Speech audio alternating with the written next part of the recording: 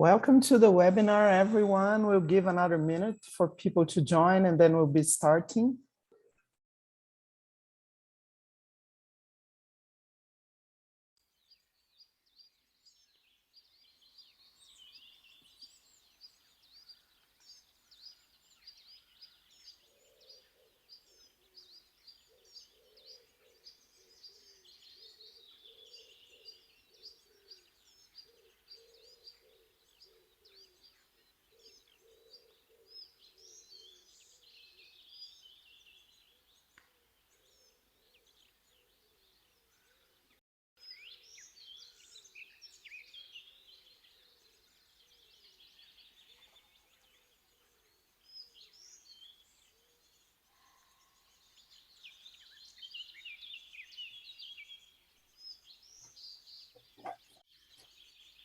Okay, so good afternoon, night, or morning, depending on where you are joining from. My name is Fernanda Carvalho. I am the policy manager of WWF Climate and Energy Practice, and I will be your moderator for today at this event on MENA Regional Leadership, Building a Lasting Legacy towards COP27 and beyond through ambitious NDCs. And we want to discuss the opportunities for national leadership on NDC development and implementation in this region. We want to explore the role of NDCs in supporting cross-sectoral approaches. And we want to discuss a little bit in detail nature-based solutions. So I think this is going to be an interesting event because we have a group of fantastic panelists. We have Iman Reis, she's the freshwater program manager from WWF Tunisia. We have Marina Antonopoulou, she's associate director of biodiversity for WWF UAE. And we'll have Angie Lorena Sanchez Pina, she's an air quality specialist at the UAE Ministry of Climate Change and Environment. And we are going to start with a presentation by me to set the scene. And then we are going to have a discussion with our panelists. So without further delay, let me go to my presentation here. Can you hear me well? And now I'm going to share the screen. Oops, I'm going to share the screen and I hope you can see the screen. So yeah, oops. Just having a little bit of trouble here, but let me get the presentation. Okay. So, yeah. So, as I mentioned, the event is called MENA Regional Leadership, Building a Lasting Legacy towards COP27 and beyond through ambitious NDCs. And as you know, 2021 has been the year of ambition and ambition NDCs, and so is 2022 with also a focus on implementation. So we are discussing the MENA region, and it's fascinating that this is a very diverse region and there is no clear definition of which countries are part of it. Many agencies such as the World Bank, the IMF and FAO have their own criteria. And for the purposes of this presentation and the discussion here, we are looking at the definition by the OECD. You can see on this map here, it's the kind of middle green, not the darkest one, not the lightest one. And it includes 19 countries: Algeria, Bahrain, Djibouti, Egypt, Iraq, Jordan, Kuwait, Lebanon, Libya, Mauritania, Morocco, Oman, Palestinian Authority, Qatar, Saudi Arabia, Syria, Tunisia, and United Arab Emirates and Yemen. So those are the countries we are looking at in this presentation. And the MENA Regional Climate Week is a very interesting event. We had prior climate weeks last year, and we tried to do similar events in all of them. We think that this is an interesting opportunity to give the region a chance to reflect on the challenges and opportunities to enhance climate ambition in NDCs and beyond NDCs, Of course, it should stimulate collaboration to the pandemic by addressing social inequalities and generating opportunities to investments in economic development. Of course, is a key opportunity for governments, private sector, civil society, financial institutions, all stakeholders together to enhance climate action and explore positive solutions. And also because COP27 will happen in Egypt, in the region. So this is a key year for the region to explore their role in closing the ambition gap on mitigation and adaptation. So when we look at NDCs, this is our tool that we use to analyze NDCs. It's our checklist for the NDCs we want. We have 5 areas and 20 criteria that we assess in NDCs. Of course, when we look at ambition, we are looking at mitigation, adaptation, and finance. And on mitigation, we look at the targets, the 2030 and 2050. We look at adaptation objects. We look at finance commitments.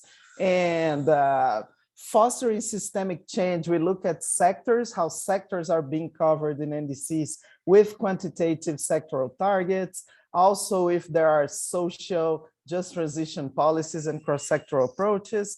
Inclusiveness and participation is a key criterion for us, of course, as an NGO, and we want those processes to enhance NDCs to have full participation.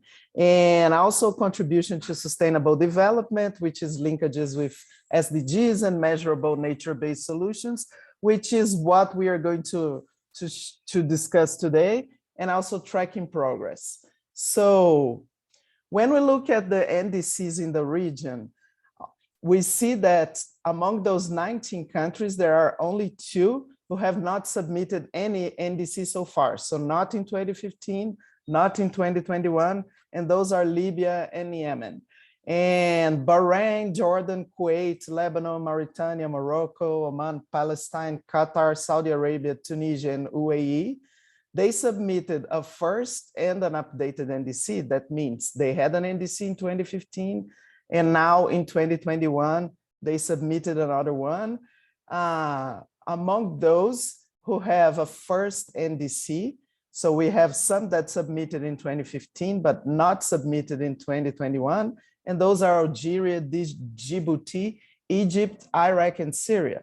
So Mauritania here and Morocco, Mauritania submitted both NDCs, Morocco an updated one, and Tunisia, first one in 2017, they are in French, while Iraq proposed only in Arab, the first NDC, but the updated submission is in English. That makes it easier for us to analyze it. So in a nutshell, what we saw from the NDCs in MENA is that 11 parties have a general quantitative emission reduction target. So there is a percentage that they commit to reducing emissions. Bahrain is the only party that doesn't have such a target.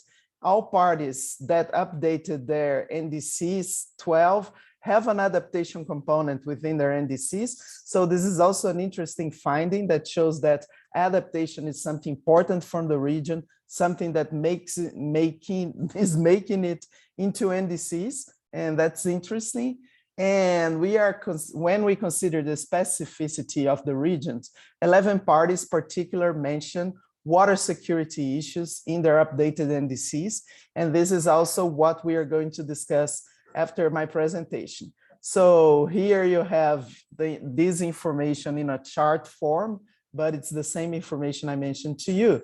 So when we look at nature-based solutions, which is one of the aspects that we are going to cover today, WWF has published a report that's called The Force for Nature, and it's on its 4th edition, to assess the integration of the so-called nature-based solutions in the enhanced NDCs.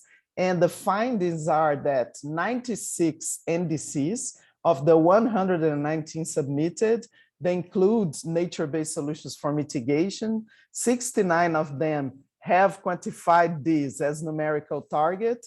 And of course, most of it about the forest sector, but we also saw that significant increase in the inclusion of wetlands, mangroves, and oceans in those NDCs.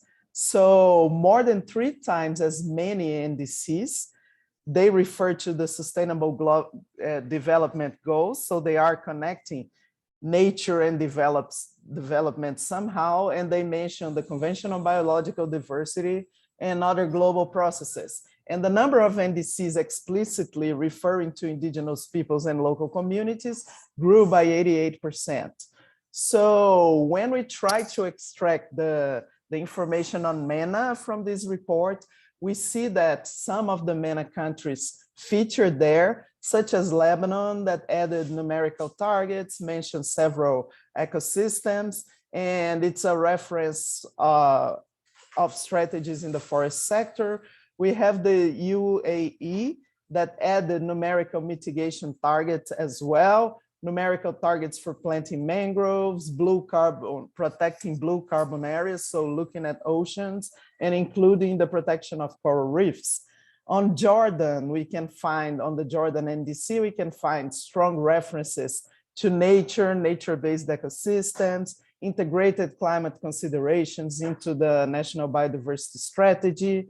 So, and 3 other countries are Tunisia, where when the updated NDC incorporates NBS in the adaptation component, protection and restoration of ecosystems. In Morocco, the previous NDCs had projects and action plans for nature-based solutions. And in the updated NDC, it focuses on the forests, on the adaptation component, including measures for protecting marine ecosystems, restoring dunes, preventing urban heat islands through nature-based solutions. So also a focus on urban nature-based solutions here. And the Mauritania's updated NDC raised its targets for AFOLU, that's afforestation, forests and land use, agriculture, forests and land use, sorry, for emission reductions, both in forestry and agriculture. And the adaptation projects include a wide range of ecosystem-based and community-based approaches. Synergies with other international processes are mentioned. So this is a picture of some of the NDCs in the region and how they relate to nature-based solutions and water security. And the takeaway messages are that almost all of the MENA countries submitted quantitative targets in their updated NDCs. This is great because that makes it easier to measure progress and to report to all international processes. We also saw a great focus on adaptation, and there is an opportunity to influence parties to commit to quantifiable targets, including some related to nature-based solutions, not only in the NDCs, but also in the national climate policy implementation plans. We saw some examples of integration of nature-based solutions in NDCs. All those countries that I mentioned have improved the integration of nature-based solutions in their NDCs. And of course, Jordan has a reference in nature-based solutions. And there are direct and indirect positive outcomes from including nature-based solutions in NDCs, such as highlighting the capacity of improved techniques in agriculture and forestry to deliver water security, other benefits. So those are the takeaway messages from this presentation. And now moving to more specific examples of how those activities are very, very important and can support ambition in the region. I would like to turn to my colleague Iman, but I have to close my presentation here and I'm having trouble. Okay, so yeah, okay. All right, so Iman, now, from your work in Tunisia, from all that you have learned, so what can you tell us about engaging local communities to help define restoration priorities that provide stronger cross-sectoral benefits? Thank you, Fernanda, for inviting us to showcase our work. So my name is Iman Reis. I'm here as a program manager, freshwater program manager in WWF Tunisia. So to start off, nature-based solutions are conservation actions with multiple benefits. So where we ensure protection of natural ecosystem while at the same time we address wider environmental and social challenges. WWF in Tunisia, I'm going to talk about our work in a specific area, which is the coastal lagoon of Ghar al-Milh. So since 2007, we were working towards establishing a coastal and an integrated coastal and wetlands management model, specifically aiming at protecting, sustainably managing, and restoring the lagoon of Ghar al-Milh. So in 2007, the lagoon was registered as a Ramsar site. And since then, considerable efforts were put into consultation and effective engagement of the local community. We started by creating a seed body, which is a co-management committee, which is composed of key actors in the area, such as the municipality of Ghar al-Milh, the central administrations responsible for coastal and wetland management, but also the civil society organization, including the local union of farmers and fishermen and other local active NGOs. Since 2012, the committee achieved very good results, such as the submission of 2 international accreditation. They were awarded the city was awarded the Ramsar City accreditation in Ramsar COP 2018, and they also were awarded the World Engineers.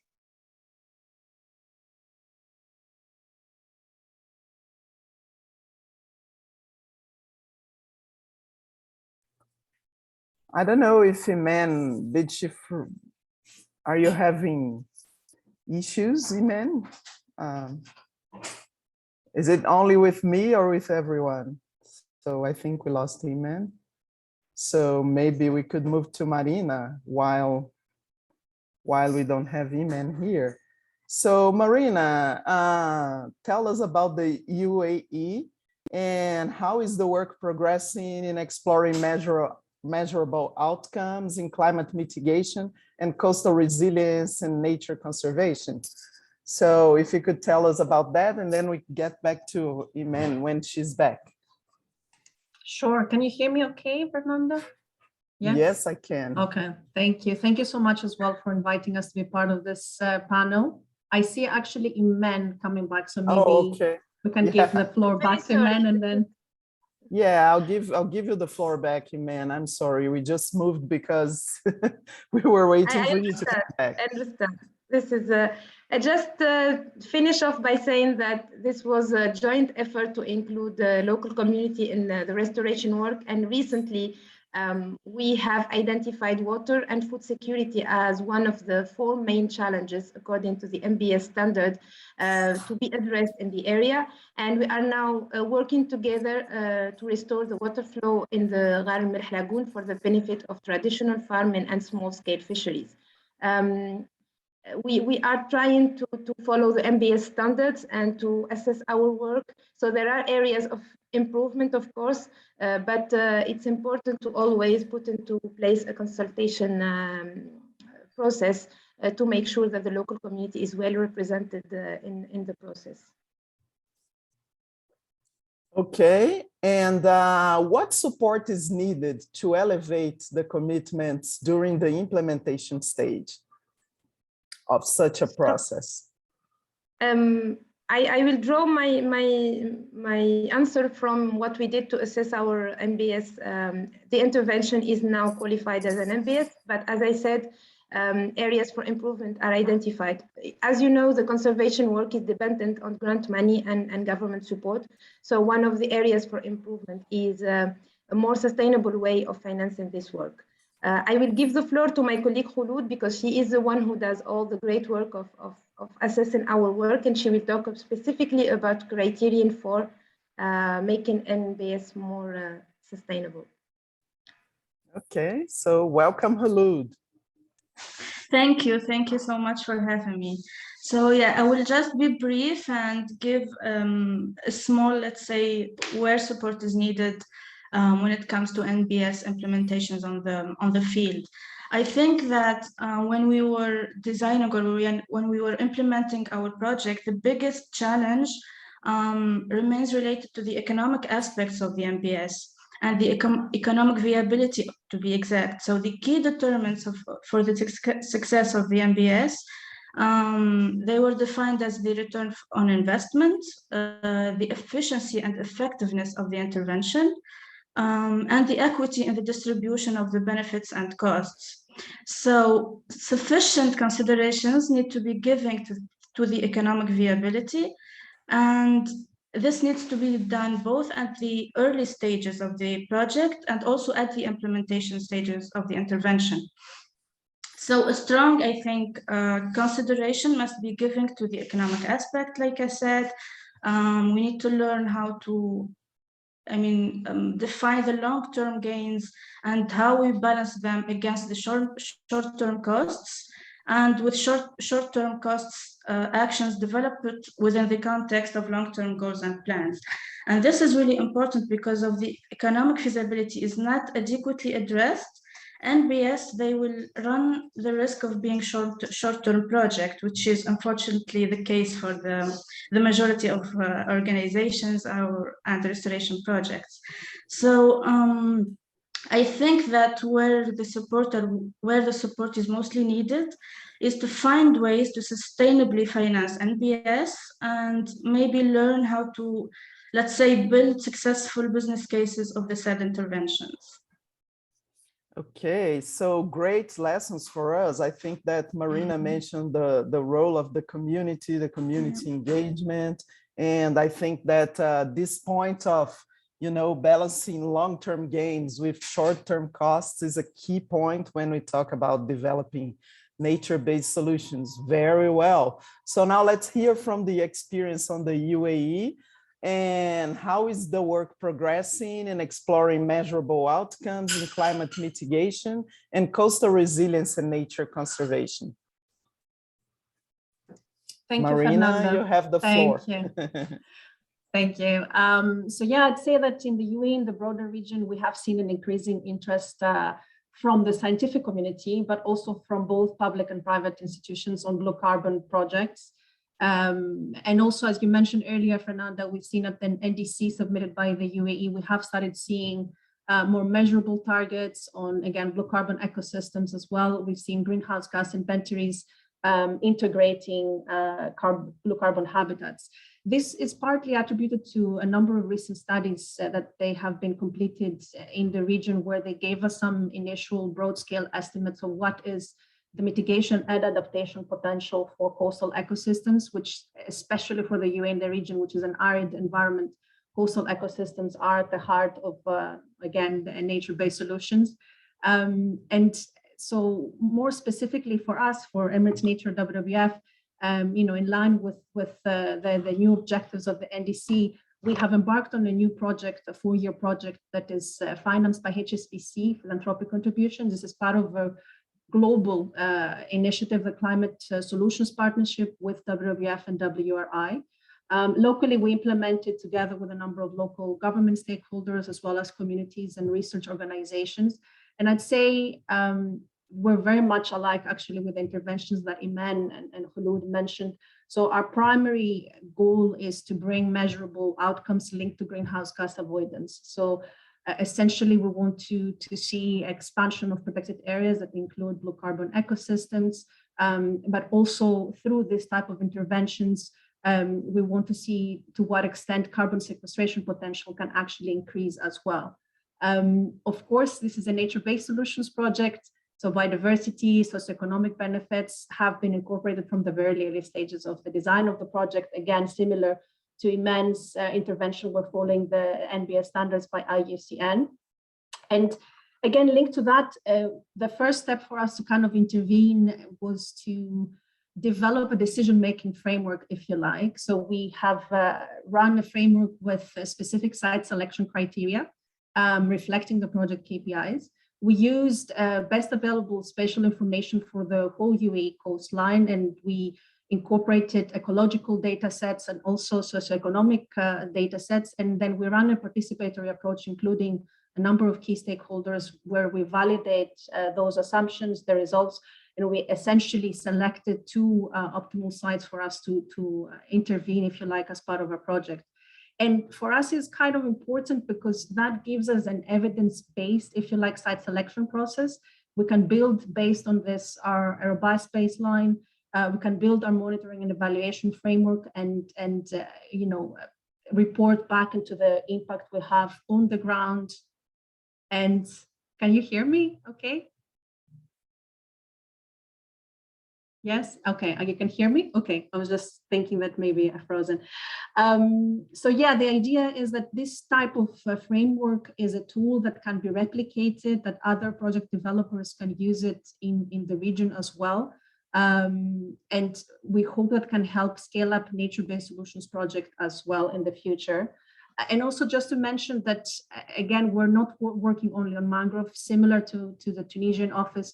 We're looking at the seascape level. So we have selected the 2 sites as part of our intervention to be a very rich area that hosts a complex of interconnected habitat types. So we have mangroves, seagrasses, salt marshes, etc. And they also play a critical role in terms of life stages for endangered species. So the idea is for us to bring granularity on data sets and information about at the seascape level, how we can actually increase mitigation potential. And at the seascape level, we're able to see the benefits from various ecosystem services as well, generated, again, linked to ecotourism, fisheries, and food security, broadly speaking. So yeah, so we're in the first phase of the project. So yeah, we hope to also link it back to the NDC commitments as well and bring more measurable, you know, results. Great, I was on mute, so thank you very much, Marina. And what do you see as opportunities this year or over the next year to link the work for unlocking innovative finance mechanisms that could foster private support for NDC implementation? Yeah, I mean, obviously the net zero commitment for the UAE and also the fact that the next 2 COPs are coming into the region, we're expecting a lot of interest for both public and private sector in decarbonization strategies.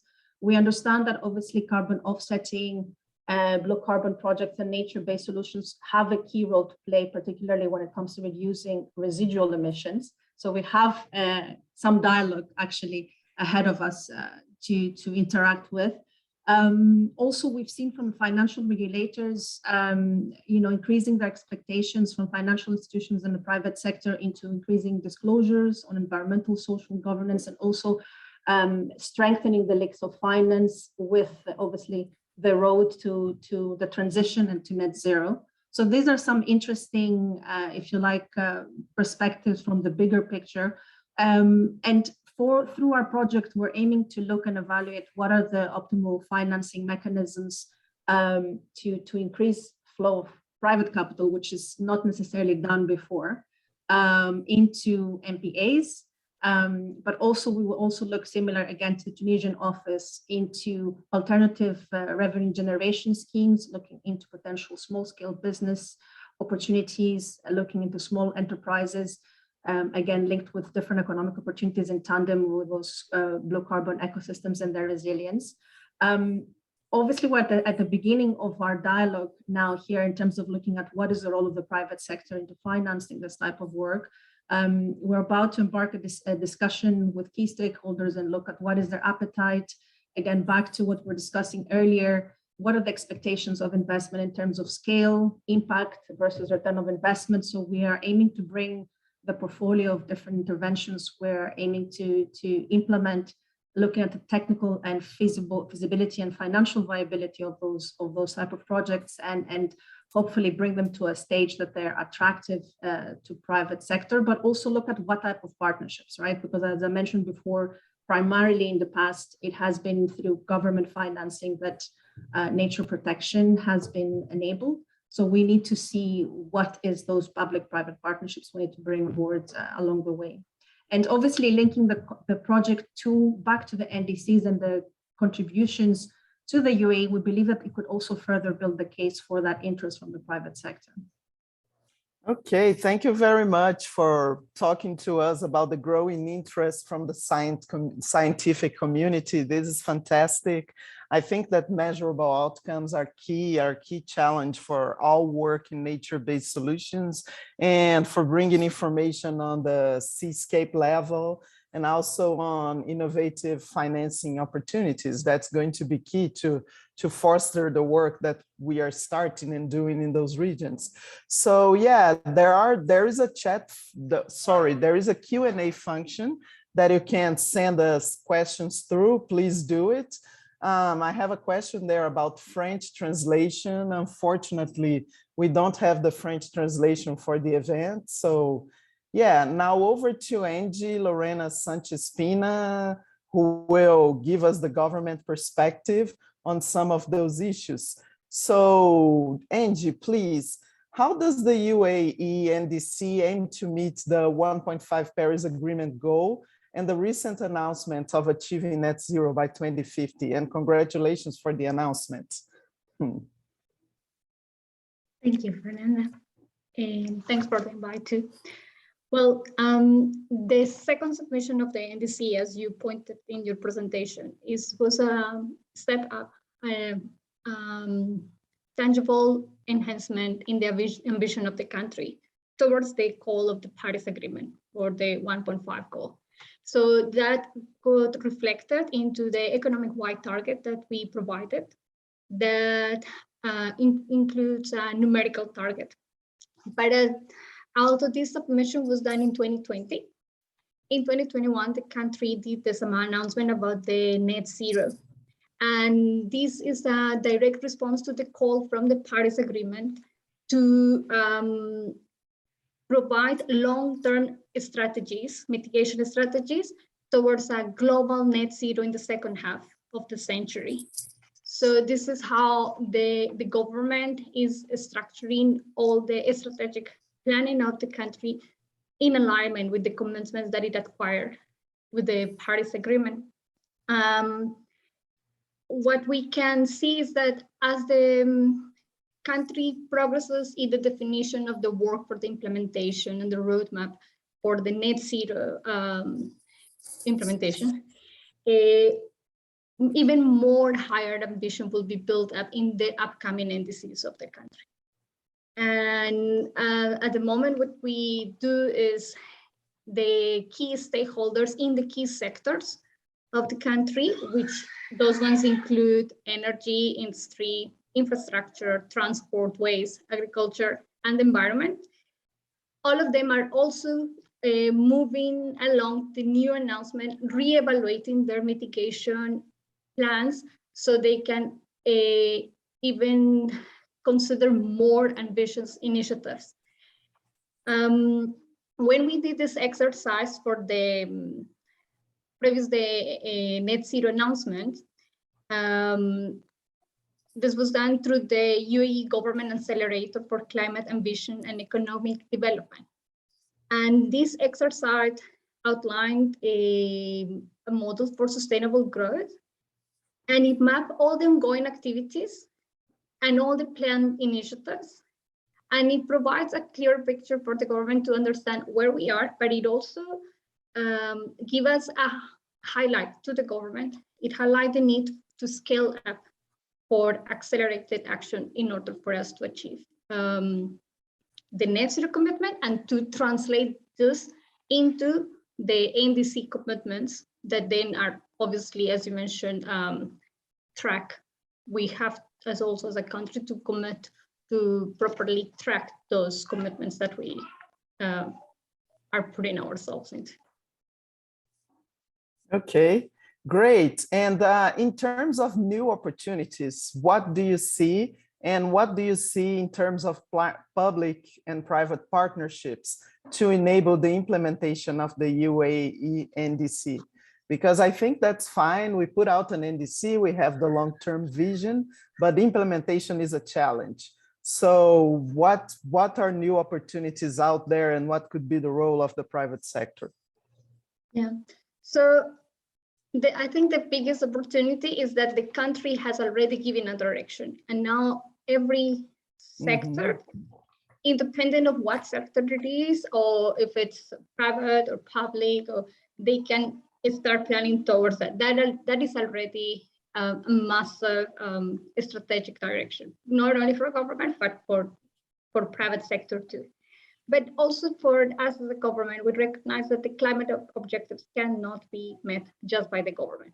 It's impossible. So we rely in the private sector too. And this is actually clearly outlined. The country has the climate change plan formulated like in 2017, and it has 3 pillars. The third pillar is private sector driven innovative diversification. Mm-hmm. So this country understands that the private sector is key to move towards decarbonization, and also at the same time to sustain the economic growth and competitiveness that the country wants to achieve. So we need all the stakeholders to join efforts in their strengths, and these public-private partnerships can be the way how we can gather the strengths from everyone, and we can create like synergic opportunities and solutions. And we have examples at the moment that are very good examples, as like the tenders in the solar sector that have reached amazing prices, but very good increases in efficiency, a lot of resource assessment, is many aspects that have been coming together. We also see this moving to low emissions fuels or zero emissions fuels, smart mobility, waste to energy, and as Maria was explaining, nature-based solutions also that have, in particular, this one is very special because it's got a mitigation, but also an adaptation component. Great. So and yeah, and I think also there is an ongoing discussion in how there is, how can we make this finance available to support the UAE green transition and all the sustainable finance discussion that comes along. But I know it's in progress.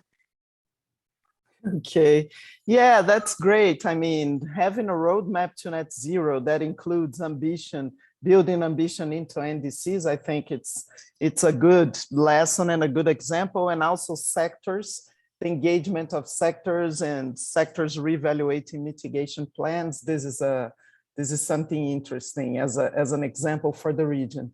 So now, I mean, I will pose a question to the 3 of you, and then if you could answer me, I think that the question is, when you think about COP27 and COP28, in this region, we are going to have 2 COPs. So there's an opportunity to advance all the work that you're doing, but also to have regional leadership to address the credibility gap. So from your perspective that you are working with communities, nature-based solutions, trying to unlock innovative finance mechanisms, what would you expect from COP26 and 27? What would you like to see happening at COP26 and 27? That's for the 3 of you. So maybe if I start, I don't know, Angie, do you want to start since you are on screen? Okay. Well, I think we all want to see more answers in mitigation, adaptation, and finance. But I think in this topic, that is, if we could highlight these solutions that have mitigation and adaptation, and if we can come up with creative finance mechanisms for it, this will be a very way, and not only like a national level, because I think for the region, we understand that for offsetting the residual emissions that Marina was mentioning, we also have to be realistic of up to what point can we do it. Like if we are in an arid environment where only our coastal ecosystems is where we have that opportunity, is this sufficient? So maybe we have to start talking about integration with other countries, because at the end of the day, it's a global solution. So this is the type of discussion that I would like to see. Okay, great. What about you, Imen? I think that some common issues are in the region, like water security and the related food security. What I would like to see is a common understanding and evidence-based. Like Marina mentioned, we need a lot of scientific knowledge to enhance our comprehension of the problem related to water. I know that also linked to finance, the Tunisian NDC, they have identified the gaps in terms of financing.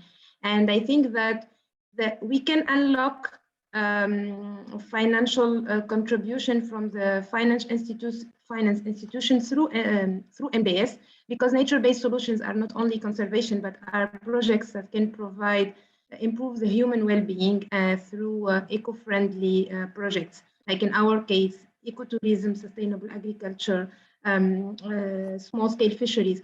So I would like to see this more in the table, on the table, and linked with that very measurable financing plans.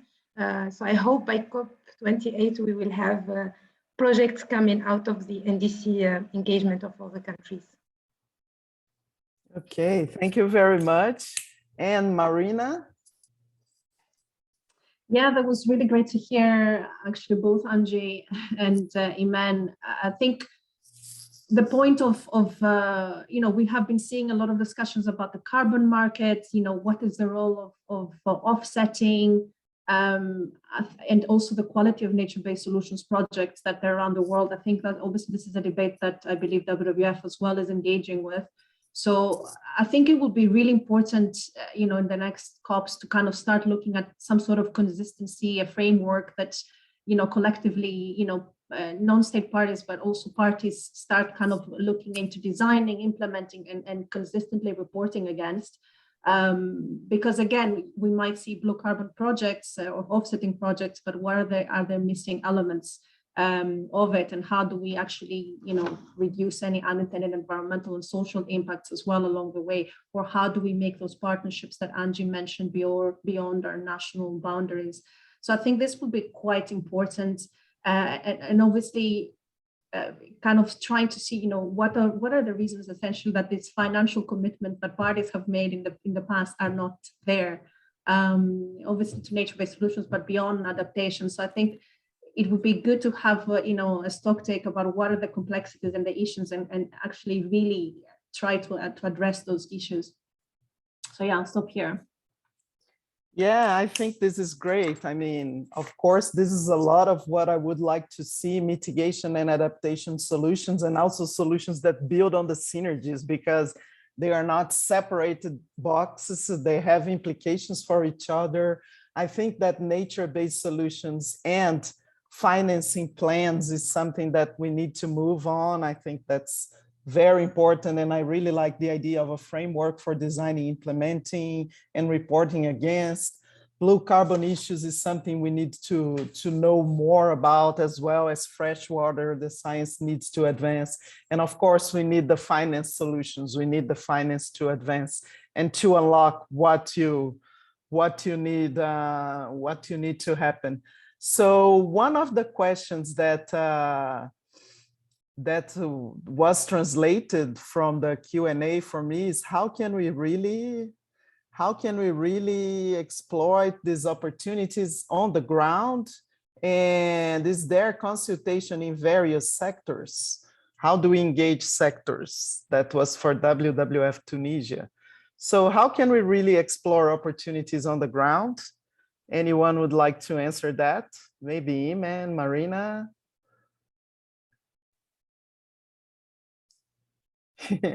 Iman first, and then Marina. I think NDC gives a framework, and it's a document to follow. All what we are doing goes towards achieving the goals of each strategic framework. It's not, we don't have enough space to name all the interventions. I think it's a broad. We need another side event. And for the second question, yeah, I would like to highlight that we are building sectors and the country strategy for the biodiversity plan for the COP. And we have identified, we've gone through a consultation and assessment process to identify some pillars. So we identified the sectors of water bottling and transport and mining, to present plans for the next CBD COP. It could be a thing that we can do for other sectors as well. Okay, great, thanks. Marina? So for us, I mean, the UAE is a federal country. We have 7 emirates. So I think there's 2 ways of seeing it. One is at a scale, you know, when we're looking at the seascape intervention, nature-based solutions, we're talking to the immediate beneficiaries and communities who live nearby or they're interacting with those seascapes. And then we're looking at the emirate level, you know, the competent authorities, how they manage those resources and the economic agenda. And ultimately at the federal level, what are the policies and plans that they can enable, you know, the different players interact with each other. And then at the sectoral level, obviously, again, we're talking to, you know, when it comes to climate and biodiversity agendas, we want to make sure that those agendas are obviously progressing quite closely with each other. And they obviously, you know, in terms of measurable outcomes, they speak to each other, if you like. But then in terms of other economic sectors, it's important to look into, you know, the related economic activities that they, you know, that generate benefits from those nature-based solutions. So in our case, it will be tourism opportunities, food security, fisheries. We're also looking into some innovative solutions in terms of halophyte and oyster production. But also, again, on adaptation side of things, looking into, you know, what are the benefits in terms of adaptation for coastal infrastructure? What is the role, for example, of insurance, the insurance sector as well there? These are areas that we want to tease out as part of the project as well. Yeah, so I think that we have time to see a video of the work in Tunisia, which is very interesting. For me, this has been a fascinating event. It's fantastic to see how we can connect international discussions to real work on the ground, and that's the real challenge. And I think we had some fantastic lessons of things that we want to do, and also what we expect from the COP. So if we get behind all those expectations together with all stakeholders, and I think that those regional weeks are great opportunities for that, we increase our hopes of reversing the climate crisis. So thank you very much for your time, for your attention, and for being here with us today. Shirley, are you going to play the video now for us? Yeah.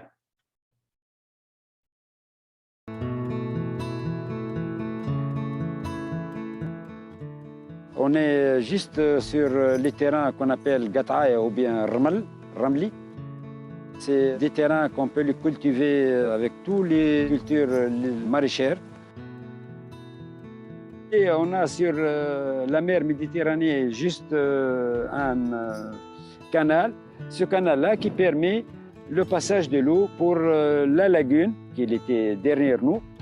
Il y a la filtration de l'eau qui se passe avec ces canaux. Quand le marée monte, la plante elle va absorber l'eau douce, puisque l'eau douce elle est, la densité moins que l'eau salée. Si on va planter ici, impossible qu'elle va pousser, parce qu'ici il y a de l'eau salée. Ici, il y a de l'eau douce. L'irrigation ici, c'est mieux que sur les terrains avec l'irrigation moderne, ou bien l'irrigation avec les barrages et tout, parce que ici, ça filtre directement. On n'a pas besoin de penser d'argent, on n'a pas besoin d'une grande technologie pour l'irrigation. Donc, pourquoi on va chercher à investir sur l'irrigation, puisqu'on a une irrigation naturelle, mais il faut la protéger. Il y a au village environ 5000 habitants, mais ce n'est pas tous qui cultivent la terre. Tu peux trouver 700 familles. C'est notre vie, on inspire de la terre, de la lagune, du lac et tout. Hein. Il ne faut pas le modifier. Ces dernières années, la différence, l'eau qui commence à diminuer, la pluviométrie, elle est beaucoup diminuée, c'est partout dans le monde, c'est pas... Surtout, on peut, comme l'année dernière, au mois d'octobre et au mois de novembre, on était inondés ici. À cause de quoi on était inondés? parce que le canal, il est refermé par des gens qui veulent construire des restaurants et tout. Il faut laisser le canal ouvert. Ça, c'est à l'année, il doit être ouvert. La communication d'eau se passe convenablement. Il faut sauver nos terrains et garder nos terrains. Il ne faut pas les vendre. Il ne faut pas laisser des gens planter comme derrière moi, là, des constructions comme cela. C'est ça le grand problème. Il faut protéger ces champs, ce genre d'irrigation.